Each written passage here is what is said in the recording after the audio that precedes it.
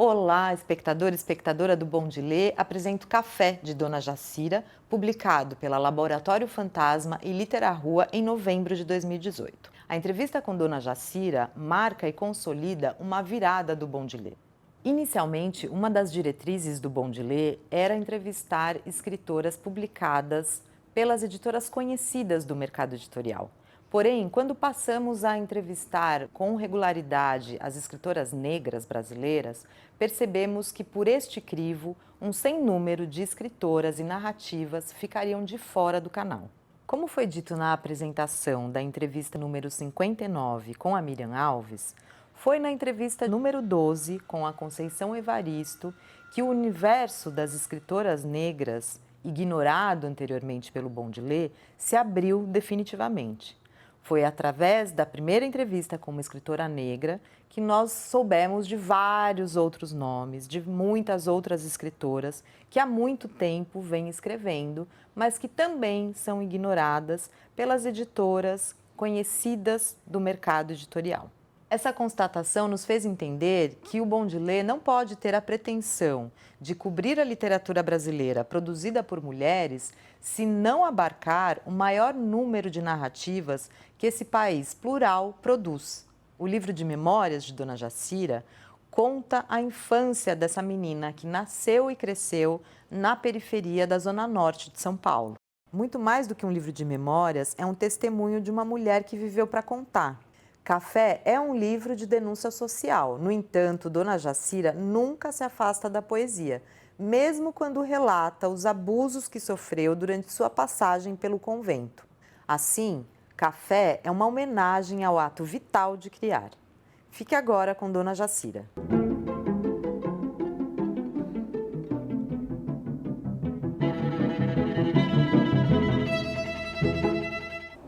Aonde a gente fosse, as mulheres, iam as crianças e os cachorros iam tudo atrás, correndo, gritando na frente, corria lá na frente, voltava. No meio do caminho encontrava um tatu, encontrava um negócio, ia lá fuçar no buraco do tatu e depois voltava. Às vezes achava, trazia o bicho, que a gente comia. Aqui tinha muito tatu. E eu não sei por que razão, tinha muita tartaruga também. A gente comeu muita tartaruga aqui nessa região. Isso aqui tudo era mata. E a casa da minha mãe andando está 1 hora e pouco daqui. A escola era lá. Tinha uma outra escola no meio do mato que o pessoal pôs fogo, que era a escola do Matão. Então, assim, uma criança que morava aqui andava 2 horas, 2 horas e meia para ir até a escola. E muitos iam. E se você olhasse Zefredo, que é esse caminho estreito, era muito mais estreito. Fora o estreito, tinha as parreiras de Chuchu, onde eu vi muita morte, muito estupro, muito abuso. E conforme foram tirando as parreiras de Chuchu e o progresso veio chegando, foi bom para nós, né? Foi muito bom. Mas o progresso também trouxe muitas coisas. Se bem que aqui o progresso não chegou ainda, né? Agora o progresso está chegando aqui com o Rodoanel, os galpões, os prédios, está chegando agora. E eu fico pensando que aqui vai ficar parecendo a cidade. Né? Mas por enquanto ainda está tranquilo.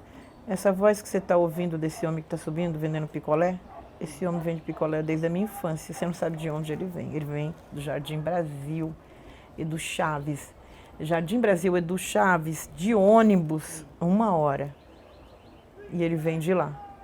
Então ele vai passar aqui, vai fazer esse trajeto. Cada vez que vem um bairro novo, ele entra, vende picolé, no frio vende algodão doce. Ele vai até lá em cima na Rua do Cântaro e desce. Ele desce de tardezinha. Então eu falo, gente, esse é o nosso griot. Ele está passando todo dia, faça chuva ou faça sol. Sábado, domingo, feriado. Cara, eu não sei quem foi que me ensinou a escrever, mas quando eu fui para a escola eu já escrevia. As professoras não aceitavam isso, elas rasgavam. No primeiro ano, a minha professora ficava boba e me levava na diretoria para falar para a diretora, olha, ela tem que ir para o 2º ano, ela não cabe mais no primeiro ano. E a diretora fazia assim, e sorria para mim e fazia assim. E a professora chorava. E a minha professora era muito loira, né? Por isso que eu digo, gente, às vezes o racismo era uma coisa tão traiçoeira que às vezes uma pessoa negra me põe numa situação horrível e uma pessoa branca não. Então, essa professora, ela chorava quando a diretora fazia isso.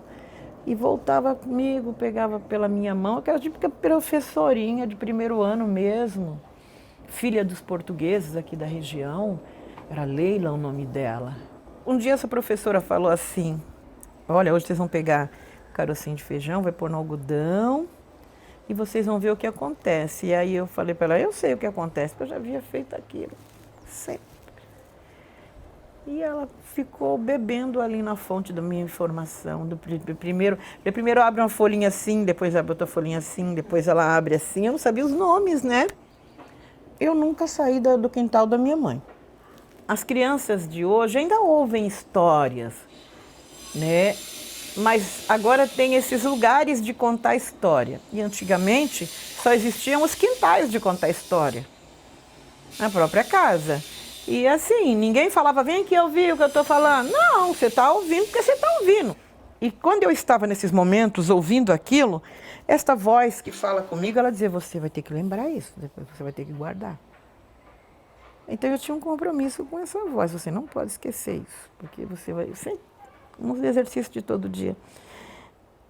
E eu queria esquecer isso. Quando eu quis mesmo esquecer, eu deixei que me passassem qualquer calmante, porque aí a voz cala e você não tem compromisso com o que você viu, é problema de quem passou. Tem muita gente que diz que a gente não pode viver de passado, mas eu sempre preciso ir lá e ver como era e como mudou, como eram as coisas, né? Você tem bastante memória dessa infância, né, Jacira? Eu tive que buscar, porque depois dos choques que eu tive na adolescência e na fase adulta, eu tinha esquecido isso, mas o cheiro, o que foi que me levou a achar essa memória? O cheiro da fumaça do café. E aí eu vi que é assim, engraçado, as coisas que a gente vive em determinada região, fica com cheiro, com a cor daquele tempo. Então, às vezes eu tô indo, passo num lugar e alguém tá fazendo café. Nossa, eu volto lá atrás, minha mãe ouvindo Zé Bétio, assando pão, aí a fumaça do café me leva àquele lugar, daquele quintal cheio de mulher, conversando ali, falando, batendo roupa, gritando menino. Eram tempos em que as pessoas andavam junto, andando aqui pela Serra da Cantareira, indo visitar quem pariu lá não sei aonde, e no caminho várias conversas. Porque assim, e tinha um negócio muito engraçado que era assim, as galinhas levantavam cedo, comiam, ia passear, elas voltavam de tarde, não morava em casa. E a gente passava por elas debaixo do pé de árvore e ali estavam as galinhas de todas as vizinhas, deitada, jogando poeira, jogando pó, que diz que refresca, né? E eu pensava assim, mas quem disse que refresca? A galinha, quem está falando para elas que refresca? A galinha só está jogando poeira, né? Eu estou a pessoa desse pensamento. E como assim, as crianças, eu estou sempre tentando descobrir coisas, então é muito difícil brincar com uma criança assim. Então eu era muito desprezada pelas outras crianças, aí eu achava os tatuzinhos, formiga, passava o dia conversando com a formiga, por isso minha mãe me levou para o psiquiatra. E eu encontrei com um psiquiatra maravilhoso que me disse assim, você vai enlouquecer tomando esse remédio, porque você vai precisar sempre de doses mais altas. E aí ele me disse uma coisa que ninguém havia dito. Você é de uma inteligência fora de série. Esse remédio vai acabar com você. Você precisa estudar. Aí ele disse assim, não pense que você vai estudar e vai gostar. Você vai descobrir coisas horríveis depois que você estudar. Mas é um recurso para não se perder tomando esses remédios. Jacira, você fala desse curso da diáspora como uma coisa bem importante, né, para você? Ele é um divisor de águas para mim. Eu comecei em 2008. Você descobriu como esse curso? Nossa, Foi sangrento. Eu fui fazer um curso, uma aula de dança para dar uma espairada aí no Sesc Santana. E era um curso de dança afro. Enoque era o diretor. E quando eu vi aquilo, eu já bem evangelizada, eu disse, nossa, é macumba, não é isso não. Eu fui criada aqui pela minha bisavó, hiper racista, evangélica. E todos nós sempre frequentamos Umbanda e Candomblé. Mas conforme a vida da gente vai não dando certo, a gente começa a achar que o que as pessoas falam sobre a Umbanda e o Candomblé é verdade. E aí eu dizia, eu não quero mais saber nada dessas coisas, porque atrasa a vida. Passei muitos anos sem. E eu fiquei ali, porque eram 3 dias. Aí no outro dia eu voltei, mas eu não tinha coragem de participar. No terceiro dia eu voltei. Mas eu não participei da dança. E daí eu falei para Enoque, na verdade, eu queria saber mais sobre isso. Estava me intrigando essa história. E para mim, eu achava assim, eu acho que essa África nem existe. E aí o Enoque falou assim, olha, tem um lugar que chama Cachoeira, que você tem uma pessoa lá que pode te orientar. Só que ele não me deu o endereço, ele falou, é do lado da PUC. E lá na Cardoso de Almeida, Rua Monte Alegre, Rua Bartira. Eu falei, eu vou procurar. Eu fui muitos meses, acho que eu fui quase 1 ano andando de cima para baixo. E aí, nesse tempo, o Evandro já estava trabalhando. E aí teve um dia, do dia do pagamento do Evandro, ele falou assim, nós vamos pegar um táxi e nós vamos andar todas essas ruas. Nesse dia eu achei o Cachoeira. E eu fui atendida pela Paulinha, que hoje não trabalha mais lá. E eu fiquei tão contente, isso era uma quarta ou quinta-feira. E aí ela falou assim, você chegou num momento importante, vai começar um curso de diáspora. Eu falei, o que é diáspora? Aí ela disse, é uma grande saída das pessoas para algum lugar. E eu pensava, quem saiu para onde? Eu vou saber. Matriculei, os cursos seriam no sábado. Então era, nessa época, Gilberto Gil, ministro da Cultura. E, na verdade, esse curso ia falar da Lei 10.639. Então, era um curso para professores. Mas o Cachoeira abriu este curso para quem quisesse ouvir. E eu entrei, os professores do primeiro dia, Paulo Acácio Almeida, da Casa das Áfricas, Saloma Salomão, não sei se você já ouviu falar, e Maurício Waldman, que já havia escrito o livro Memórias da África, o Serrano, e eles começaram a falar, mas o que o Saloma falando, pessoal, qual o seu nome, o que você veio fazer aqui? E eu não gosto disso. Quem vem das escolas do Estado não gosta dessa observação, porque todo mundo te olha e você não sabe o que a pessoa vai falar. Porque na escola isso não é legal, esse olhar não é legal. Medo de falar coisa errada, porque tudo que você fala é errado, né? E aí eu não queria falar. Mas ele foi me perseguindo. No final, quando só faltava eu, ele disse assim, que só falta você. Aí eu falei para ele, falei meu nome e falei para ele, eu vim aqui porque meu psiquiatra me mandou. E todo mundo riu. E daí o que eu fui ouvindo, tinha ali a Baby, que é do Iluoba de mim, a Gilda Rosa, que tem uma história triste da outra ditadura, que o marido dela foi preso. Então tem a Valquíria Rosa, a Lígia Rosa, que são filhas dela, que são todas ativistas. E eu fui ouvindo as histórias daquela mulher que falava o mesmo que eu, ela sendo professora, sendo negra. Fui olhando para os cabelos delas em cada aula. Eu dizia, gente, elas não alisam o cabelo. Eu tenho um cabelo super alisado, a escova impecável. E ali eu decidi que eu falei assim, acho que eu também não vou mais alisar. Eu vou deixar ir crescendo alisado e cortando. E a cada sábado, as aulas eram só de sábado. A cada sábado, quando cada pessoa falava, era uma descoberta de coisas que estavam em mim. Então é isso. Então isso aconteceu por causa eu sou negra, eu não sou parda, eu sou negra. Então é por isso que as pessoas fazem várias coisas, porque elas são brancas ou porque elas são negras e pensam como pessoas brancas. E Então é isso. Então todo sábado Foi era essa caindo questão. uma ficha. Foi assim. caindo uma ficha. Eu precisava registrar isso porque eu achava que a minha memória não estava mais dando conta. E quando eu começo a ver as coisas, que o que eu pensava é aquilo mesmo, aí eu comecei a registrar no bordado.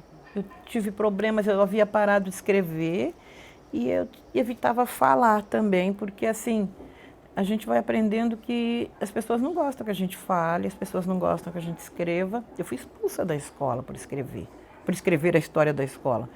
Então eu acho que quando a gente escreve a verdade, as pessoas dizem que a gente está mentindo. E eu não entendia por quê, porque as pessoas do meu entorno também diziam, deve ser mentira, você se preocupa muito com besteira. Mas não era besteira, era vida, né?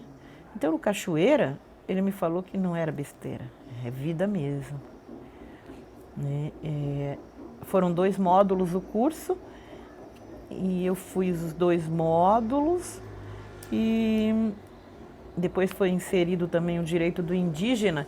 E é interessante esse horário, eu falei, engraçado, eu estou muito mais próximo dos indígenas do que da África. Eu nunca pensei neles. Não havia pensado. Porque foi colocado em nós esse ódio pelo indígena. Eu lembro que eu era muito criança, quando passava na televisão, logo que a minha mãe comprou televisão, que tinha um lugar onde tinham selvagens que o governo estava matando para fazer uma estrada. Era a Transamazônica, era o Baixo Xingu. E hoje eu vejo que antes da gente aprender o quanto a ignorância das pessoas é cruel com as crianças, porque põe na cabeça da gente que é aquela realidade, e quem me falou daquela realidade não foi nem o governo nem a igreja, são as pessoas que me amam. Então eu falo, é verdade. A cada vez que eu tive que livrar da fala da minha bisavó para tocar um instrumento, um agogô, um surdo, a cada vez que eu tive que me livrar da voz de uma outra pessoa da família ou da comunidade para entender que não era aquilo. Eu parei de dançar muito cedo porque as pessoas diziam que eu tinha um envolvimento com a pomba-gira e com o tranca-rua quando eu dançava. E quando me disseram que eu trazia essas ideias quando eu dançava, eu parei de dançar. Eu fiquei 40 anos sem dançar. Volto a dançar no Cachoeira, quando eu começo a encontrar as mulheres que dançam jongo, as mulheres da ciranda, as mulheres na dança. E eu vi que não foi só eu que fui impedida de dançar. Mas todas nós ao mesmo tempo. É o silêncio. É o silêncio.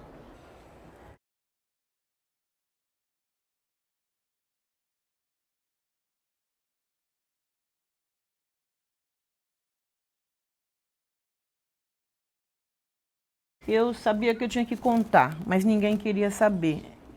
Eu só não sabia como. A partir do Cachoeira vem a ideia do livro. Porque quando terminou o curso, todas as pessoas ali tinham alguma formação. Só eu que era do lar. E aí as pessoas foram fazer um TCC. E eu falei para o Saloma, né, que ele que era o dirigente do curso. Eu falei, eu não tenho faculdade, né? Como é que eu vou fazer uma coisa? Como é que eu vou fazer esse TCC? E aí o Saloma me disse assim, a sua faculdade é sua vida, você tem 45 anos de TCC. Foi aí. Aí ele começou a me orientar, como é que você escrevia um livro, como é que você se preparava, você quer falar sobre o quê? E aí o que aconteceu? Eu não sabia bem como é que se colocava as ordens das coisas. E aí eu fui aprender. Comecei a comprar livros que escreviam, ensinavam como se escreve um livro. Como é que se escreve uma memória? Como é que se escreve... E aí eu fui lembrando que eu já fazia isso na adolescência. Então como é que eu fazia? Marcando tudo que você fez naquele dia. Mas e quando os dias já passaram? Aí eu recorri ao meu bordado. Tá, então você vai começar lá atrás, o caminhãozinho da minha mãe saindo de mudança, lá do Cachoeirinha e vindo aqui para o Jardim Ataliba. Primeiro eu comecei dali, mas a memória foi aguçando. Falei, não, antes disso você estava em algum lugar. Então são memórias que eu não tenho falas, eu não tenho passagem, que é aquela coisa das mulheres que cuidavam, que eu só lembro das mãos. as bananeiras, a bananeira que a gente brincava embaixo. Isso era um lugar na frente do cemitério do Cachoeirinha. Mas eu não sei de nada, eu não lembro as pessoas, eu não lembro nomes. Depois eu já lembro do cortiço, eu já lembro que tinha aquela porta, que, nossa, eu precisei de 2 advogados para defender essa porta, que a gente chama de porta tanto faz, né? Porta-balcão é coisa das editoras. Você comprou briga com editores? Com todos 4. Mas eu descobri que, mesmo com a defesa dos advogados, na hora mesmo, no tete a tete, vale a palavra do editor. Vale a palavra do editor. Aquele trecho que fala sobre menstruação, eu saí doente da revisão das besteiras que me foi perguntado. Eu tenho trechos escritos, eu tinha que voltar para casa e escrever um outro livro sobre aquilo tudo que eu estava reconhecendo, do que é ter homens à frente de livrarias e ter homens não sensíveis à dor do outro. Porque o meu livro, eu estou lendo uma coisa, eu fecho e continuo, porque a memória vem, esse daqui a memória não vem, tem coisa aqui que não é minha. E eu fui vendo que a minha memória é mágica. E algumas coisas eu até invento, que é para acrescentar. Eu botei isso aí, descobri isso também. E o que eu não lembrar, eu invento. Mas quando essa invenção vem de outra pessoa, me fere. Essa invenção não foi minha. E daí então, foram 10 anos. 10 anos. 10 anos. Vai vir mais livro, né? A gente primeiro precisa gastar esse, porque Quantos foram feitos desse? 3 Qual mil. foi a tiragem? 3 mil.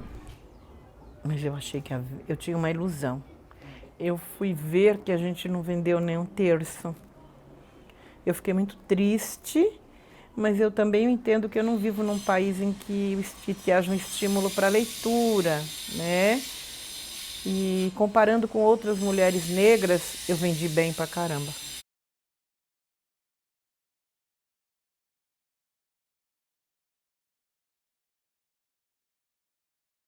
A proposta de governo é para que a gente não dure. Meu filho estava me falando uma coisa. Meu filho foi conhecer um museu, acho que é de Auschwitz, que ele fala que as pessoas entram na entrada do museu, que falam daquelas atrocidades que o Hitler fez e começam a tirar foto, mas que do meio para o fim eles começam a apagar as fotos e saem de lá chorando. Porque que todas as vezes que as pessoas vão no Louvre, em que há até pessoas empalhadas, e tudo que foi feito com a nossa nação está lá, e não dá o mesmo sentimento. As pessoas abrem restaurante com o nome de Senzala. Por que não coloca restaurante Campo de Auschwitz? E explica para as crianças o que se fazia lá. As coisas da nossa nação estão aí com bandalha, com piadas, com as histórias mais deslavadas. E a gente é obrigado a suportar isso. Já não basta que nós não temos um cemitério de negros. Quantas pessoas foram mortas aqui? Cadê a ossada dessas pessoas? Já que nós adoramos o cemitério da Consolação, já que nós adoramos aqui o cemitério Jardim Tremembé, a gente adota o mar como um grande cemitério.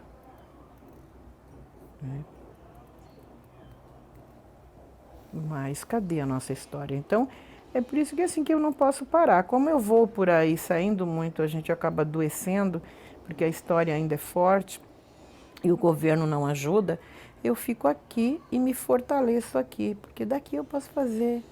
Aqui eu sou o governo, e o governo, a prefeitura, que tudo sou eu, daquele portão para dentro, a religião, tudo é eu. Eu leio as pessoas, você sabe que eu passei lendo as pessoas. Eu, como sou da observação, era comum para assim, na roda do poço, minha mãe era dona do poço, então todo mundo fingia que gostava da gente. Mas quando a minha mãe virava as costas, o olhar dela diz o que ela acha. Eu sei fazer essa leitura. Eu fui orientada pelo Saloma, a dar uma amenizada. E depois pelo Tumani, porque ele fala assim que mesmo as piores pessoas do mundo têm dores. E se eu não vou curar as dores das pessoas, é melhor não mexer com o que está quase curado. Que a gente não sabe o que pode acontecer. quando você mexe na dor do outro. Então eu tive que amenizar, suavizar muitas coisas que eu contei nesse livro. Que a minha vontade era de colocar tudo, mas o livro ficou muito sangrento, o primeiro livro, e ele ficou muito ruim de ler. E é muito mais dolorido. Então, eu dividi em 5 livros por isso, porque eu também tive que passar por processos e tive coisas que eu critiquei nos outros que eu também fiz. E eu fui vendo quanto é difícil você fazer o que tem que ser feito e ficar em cima do muro. Mas eu sei que é ficar em cima do muro que nos deixa frágil, que nos leva para o álcool, que nos leva para a droga e que abre um precedente, uma lacuna, um vazio, quando você não faz o que deveria ser feito por conivência. E aí, porque de noite, na hora que você põe a cabeça no travesseiro, a cobrança vem. Só que aí já é tarde e você já fez. E então eu tive que fazer esse balanço. Quantas vezes eu já dei a minha cara a tapa por orgulho, por dinheiro. Mas toda a vida é essa voz mesmo do meu orixá que me diz, não é aí, não é aí, não é por aí. Aquela letra que Maria Bethânia entoa, né? Eu não vou por aí, então essa música, eu acho que, quando eu ouço essa letra, na música é uma letra, né? E eu digo, isso foi feito para mim. Então, é isso.